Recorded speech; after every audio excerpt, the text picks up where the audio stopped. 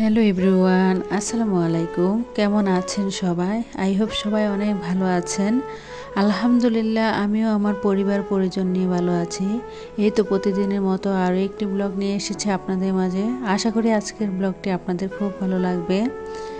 আসলে আমাদের সংসার যেহেতু আমার সংসারটাকে কিভাবে সুন্দর করে পরিপাটি করে গুছিয়ে রাখবো, তার দায়িত্বটা কিন্তু আমার উপরেই পড়ে। যেহেতু প্রতিটি মেয়েরই স্বপ্ন দেখে একটা সাজানো গোছানো সংসার, আমি কিন্তু তার ব্যতিক্রম কোনো কিছুই না। তো সকালবেলা ঘুম থেকে উঠে পুরো সংসারের কাজকর্মে লেগে গিয়েছি। এই তো বাসার কিন্তু আমি 2টা রুমের বিছানায় গুছিয়ে নিয়েছি। আর এখন যেহেতু রমজান মাসে দেখা গিয়েছে টেবিলের উপরে অনেক বেশি ঝামেলা থাকে, যেহেতু ইফতারিটা আমরা টেবিলেই করি বা সেহরি খাওয়া দাওয়া যাই কিছু করি না কেন, যেহেতু টেবিলটা বেশি ব্যবহার করা হয় তাই টেবিলের উপরে অনেক বেশি অগোছালোও থাকে।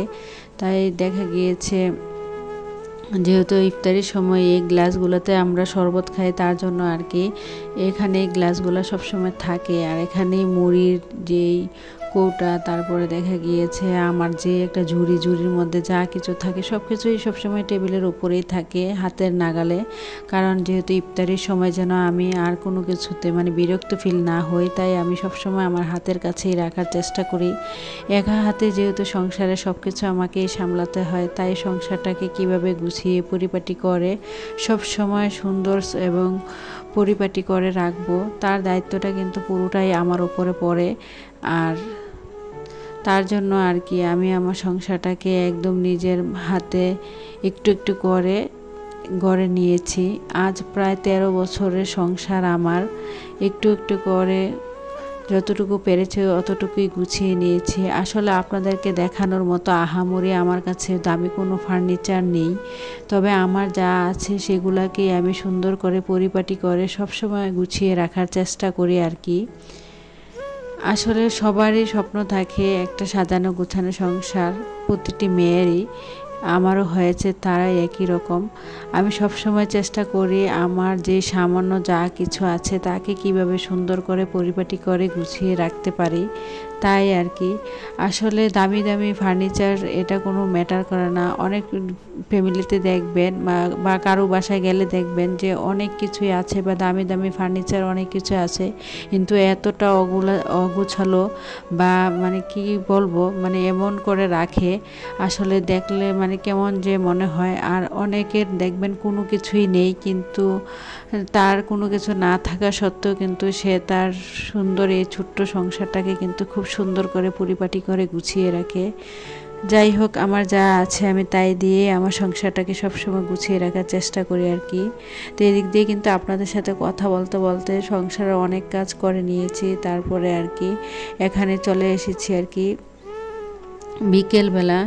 এখানে যেহেতু রমজান মাস ইফতারি তৈরি করব, এজন্য আর কি এখানে বেসনটা গুলিয়ে নেব। আর বেসন কিন্তু আগে থেকেই গুলিয়ে রাখতে হয়, তা না হলে দেখা গিয়েছে যখন আলুর চপ বা বেগুনি বানানো হয় কিন্তু আসলে ওইগুলা আসলে এতটা বেশি ফুলকো হয় না আর কি। তার জন্য আমি বেসনের মধ্যে সব ধরনের মশলা দিয়ে দিয়েছি এবং একটু এই যে বেকিং সোডা এবং একটু জর্দা রং দিয়ে দিলাম আর কি। আর বেসনটা আমি কিন্তু এখনও অনেকক্ষণ আগে থেকেই আর কি, এটা প্রায় দুপুরে নামাজের পরপর আর কি আমি গুলিয়ে রেখে দিচ্ছিলাম। আর এরই মাঝে কিন্তু বাজার নিয়ে এসেছিলাম, বাজারগুলো গুছিয়ে নিয়েছি। আসলে সংসার এমন একটা জায়গা, তার যেমন চাহিদা কোনো শেষে হয় না। একটা না একটা জিনিস আজকে দেখবেন একটা জিনিস নিয়ে এসেছেন, কালকে দেখবেন অন্য আরেকটা জিনিস শেষ হয়ে গিয়েছে। সংসার হচ্ছে কি বলবো, একটা জিনিস শেষ না হতে আরেকটা জিনিসের আসলে প্রয়োজন লেগেই যায়। তো এদিক দিয়ে কিন্তু এটা ছিল বিকেলবেলা আর কি। আমি এখানে অফ ক্যামেরাতেই আলুর চপ বানিয়ে নিয়েছি। আসলে আমরা সবাই কম বেশি আলুর ভর্তা বানাতে পারি, আর আমি আলুর চপটা কিন্তু বানিয়ে নিয়েছি। এখানে শুকনো মরিচ আর কি আমি ব্লেন্ড করে আগে থেকেই রেখে দিয়েছিলাম, শুকনো মরিচের গুঁড়ো দিয়ে আর কি, আর পেঁয়াজ বেরেস্তা দিয়ে এখানে আলুর চপের শেপগুলো দিয়ে রেখেছি। আর এখন একে একে আর কি আলুর চপগুলো বানিয়ে নিচ্ছি।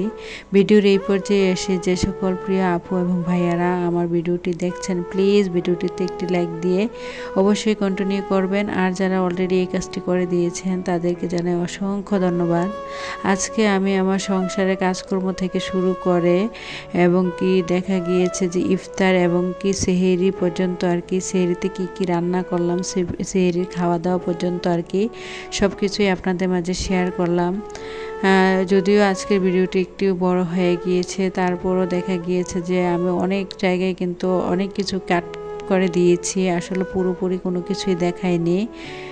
যাই হোক, যারা আজকে আমার চ্যানেলে নতুন জয়েন হয়েছেন, চাইলেই আমার ভিডিওর কোনো অংশ যদি আপনাদের এতটুকু ভালো লেগে থাকে, চাইলেই আমার চ্যানেলটি সাবস্ক্রাইব করে পাশেই থেকে যেতে পারেন। আর যারা অলরেডি এই কাজটি করে দিয়েছেন তাদেরকে জানাই অসংখ্য ধন্যবাদ। তো এদিক দিয়ে আর কি অফ ক্যামেরাতে বেগুনিগুলো দিয়ে দিয়েছিলাম, আর এখন বেগুনিগুলো হয়ে গিয়েছে, বেগুনিগুলো উঠিয়ে নিলাম।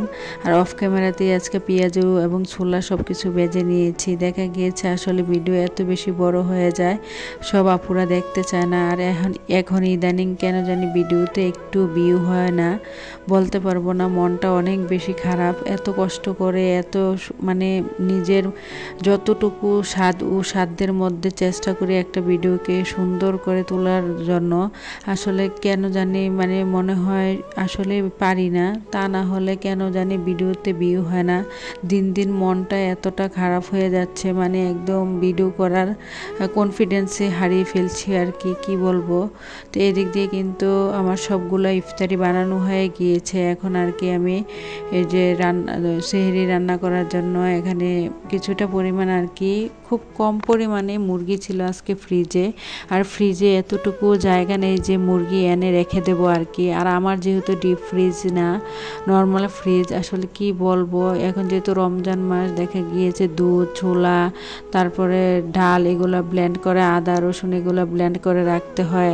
তাছাড়াও কিন্তু অন্যান্য কিছু সবজিও ফ্রোজেন করেছি। তো যার কারণে দেখা গিয়েছে ফ্রিজে আসলে অত বেশি জায়গা নেই, তাই আর কি যা ছিল তাই আজকে আর কি মুরগির মাংস নামিয়ে নিয়েছি। যে আজকে একটা লাউ দিয়ে আর কি মুরগির মাংস রান্না করব। আর লাউ দিয়ে মুরগির মাংস রান্না খেতে কিন্তু আমার কাছে খুবই ভালো লাগে। আমি তো আগেই মুরগির মাংসটা বেজে নিয়েছিলাম, হয়তো দেখতে পেয়েছেন। আসলে কোন কোন আপুদের লাউ দিয়ে মুরগির মাংস খেতে অনেক বেশি পছন্দ করেন, অবশ্যই কমেন্টসে বলে যাবেন।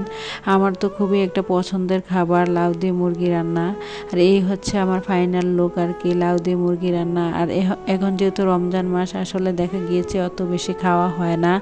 আগের দিনের 2 রকমের তরকারি রয়ে গিয়েছে এবং দইও আছে, যার জন্য আর কি আজকে একটাই তরকারি রান্না করলাম।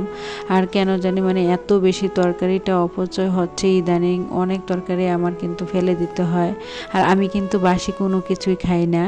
এরই মাঝে কিন্তু রান্না বান্না শেষ করে তারপর চলে এসেছি আর কি, ইফতারির প্রায় সময় হয়ে এসেছে। এখানে আর কি ইফতারিটা গুছিয়ে নিয়েছিলাম। আর একা হাতে যেহেতু সব কিছু করতে হয়, কি বলবো, এত বেশি কষ্ট হয়ে যায় জানেন আপুরা। মানে একদিক দিয়ে দেখা গিয়েছে সংসারের কাজকর্ম, আবার রমজান মাস, আর একটু ইবাদত বন্দেগী করতে হয়, তাছাড়া আবার বিভিন্ন জায়গা থেকে এই যে ভিডিও ক্লিপস নেওয়া, আসলে অনেক বেশি কষ্টকর হয়ে যায়। এত কষ্ট করে একটা ভিডিও বানানোর পরও যদি ভিডিওতে ভিউ না হয়, তাহলে মন মানসিকতা সব কিছুই কিন্তু একেবারেই নষ্ট হয়ে যায়। তো এদিকে আর কি আজকের ইফতারিতে ছিল আলুর চপ, তারপরে ছোলা বুট, পেঁয়াজু, তরমুজ, শরবত আর কি। শরবতটা আমি অফ ক্যামেরাতে বানিয়ে নিয়েছিলাম তুমকার দানা এবং ইসুপ ফুলের বুশি দিয়ে আর কি। তারপরে ইফতারি করে আর কোনো ভিডিও করা হয় না। এটা কিন্তু সেহরির সময়।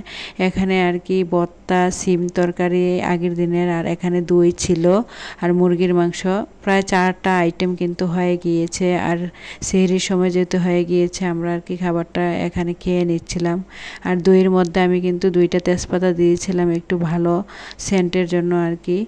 তো এখানে আর কি খাবারটা খেয়ে নিচ্ছিলাম। ভিডিওটা এই পর্যন্তই। সবাই ভালো থাকবেন। পরবর্তী নতুন ভিডিও দেখার আমন্ত্রণ জানিয়ে আজকের মতো ভিডিওটা এখানেই শেষ করছি। সবাই ভালো থাকবেন, সুস্থ থাকবেন। আল্লাহ হাফেজ। আসসালামু আলাইকুম।